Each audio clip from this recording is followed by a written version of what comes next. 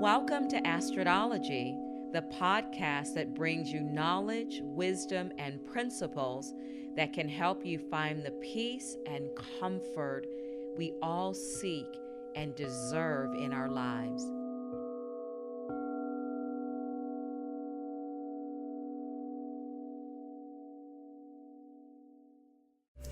Hi everybody, welcome back to Astrodology with Astrid.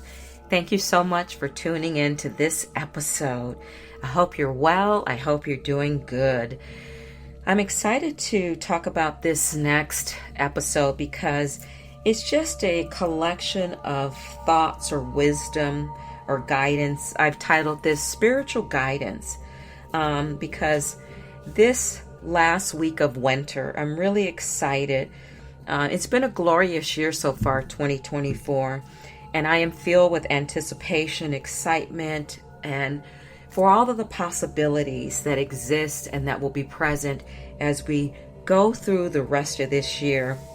This is a collection of some wise thoughts and things that you can incorporate in your life. You know, wisdom, certain spiritual messages are timeless. So I hope that this resonates with you like they've resonated for me. This first thought comes from BKS Iyengar. He's one of our legacy yoga masters. During my 60 years of teaching and practicing yoga, I have observed that some students only pay attention to the physical aspects of yoga. Their practice is like a fast-flowing stream, tumbling and falling, which lacks depth and direction. By attending to the mental and spiritual side of yoga, a sincere student becomes like a smooth flowing river, irrigating and fertilizing the land around it. Just as one cannot dip in the same river twice, so each and every asana refreshes your life force with new energy each time you practice it. So the idea is every time we get on our yoga mat, it is a new beginning. Your body is different and each and every practice will unfold in its own unique way. So I love that. This quote comes from Swami Oshakananda. You can find for a long time that your meditation is merely a groping in the dark. You don't know whether you are achieving anything at all. But just as a blind person enters a dark room and touches things until he finds what he wants, so one day in meditation you will suddenly find that your mind has touched something, perceived something that you have never known before. Once you experience it, believe me, meditation will never appear to you as useless effort. Amen to that. Meditation is an amazing tool and it gets all the credit and interest that it deserves these days because the information is overwhelming the power of meditation. And again, most people say, oh, I can't stop my mind from thinking, so I can't meditate. But I always say you don't get the right to not think.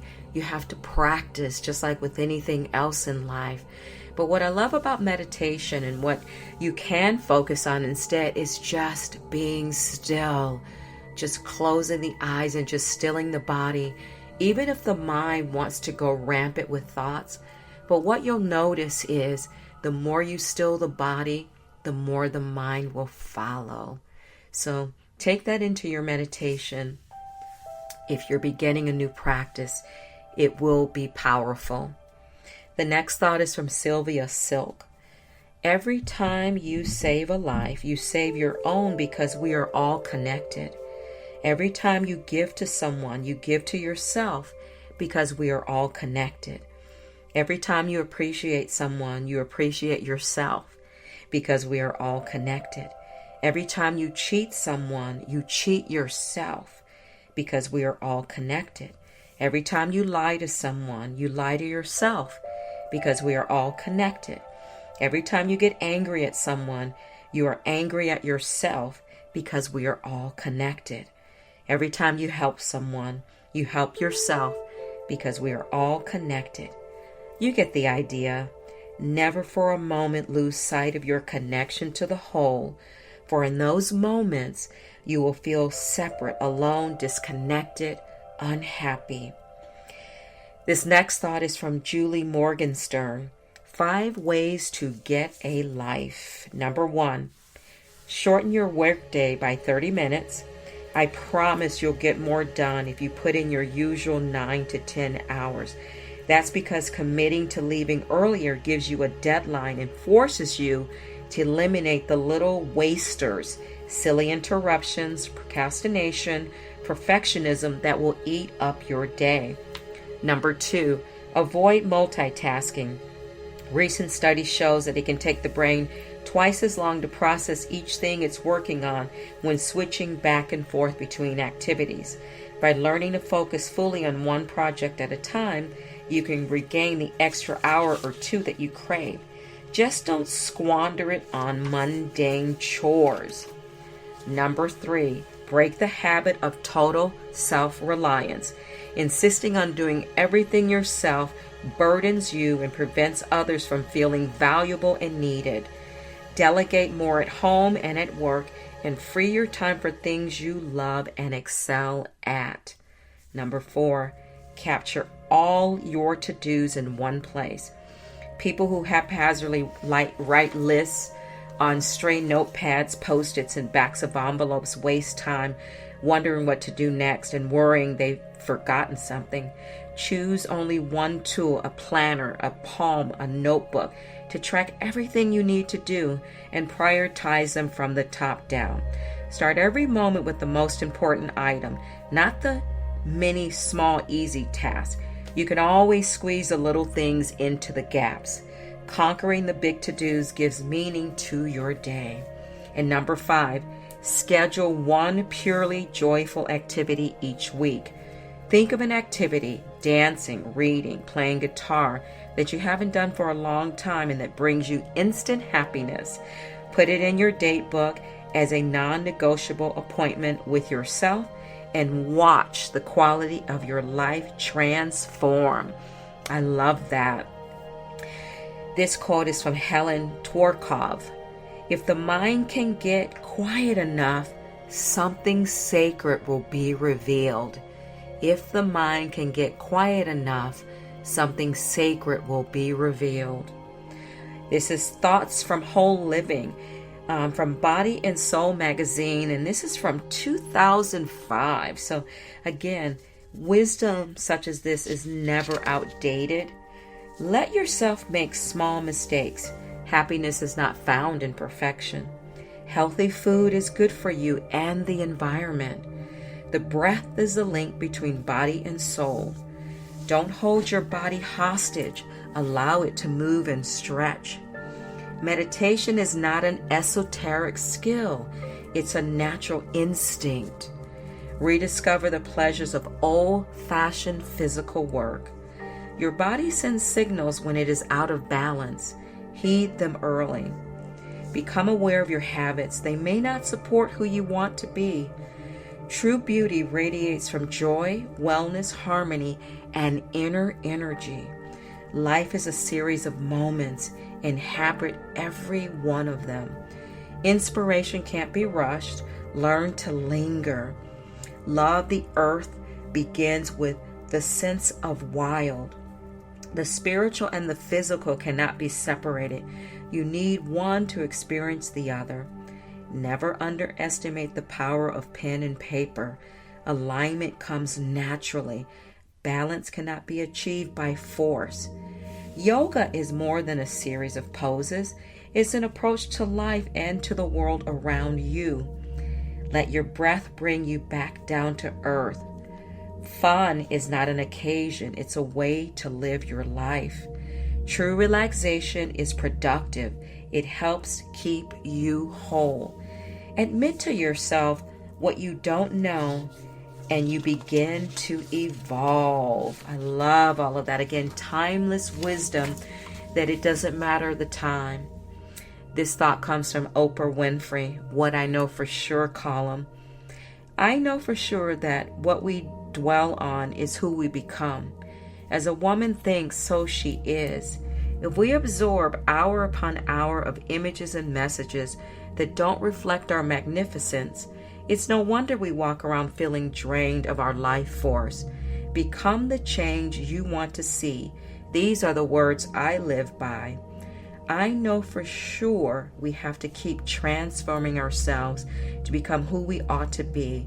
I believe that when you stop renewing and are no longer open to change and the possibilities that continually unfold, you stop being alive and are just getting through the years. Transformation doesn't happen unless you're willing. It's your choice. Live in the moment and treasure every breath. I know for sure that to be present with yourself is the most important gift you can have. Appreciate now so that the next hour and the next year don't slip away unnoticed. Every moment matters. Love that. Love that. It's a reminder of just taking that next breath before we make a decision or we get that feeling of anxiety or stress. Just reminded to just step back into the present moment, and the breath is the way to do it. And the last thought comes from Dick Sutphin. Words, this is called. Everything you say, with the exception of statements of fact and some legitimate questions, is an attempt to make yourself more important or obtain sympathy. It is your resistance to what is that causes suffering. When you act with intention, you create karma. Your suffering is also the source of your awakening. One of the prices of freedom is to give up boredom. There's nothing that cannot be healed by love. Wisdom erases karma. Wow. And I leave you with this last quote from Swami Vivekananda. Those that only take a little nibble here and a nibble there will never attain anything. Those who really want to be yogis must give up once and for all this nibbling at things. Take up one idea, make that one idea your life, think of it, dream of it, live on that idea. These were some really universal topics and messages and great reminders, about life and living. I love it. So I hope that you found value in this information today. This is all about, all of these statements literally come back to oneness within ourselves.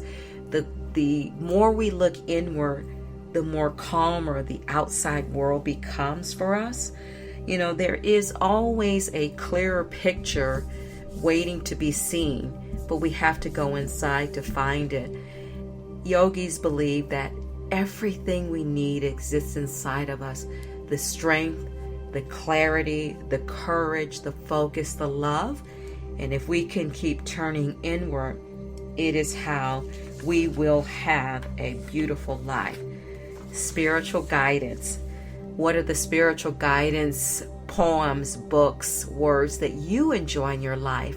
Go back to your notes and pick up those things that have inspired you in your life. Thank you again for tuning in to this episode of Astrodology with Astrid. Thank you so very much. I appreciate you more than you know. You can also follow me on Instagram. My handle there is Kota Life Goddess, COTALIFE, Kota Life Goddess. There you can catch videos of me doing my Moon Lord downloads for the full moon and the new moon. And this week we're coming up on the full moon this week as we close out this third week of March. Have a great time, whatever you're doing. Stay well and be safe. Namaste.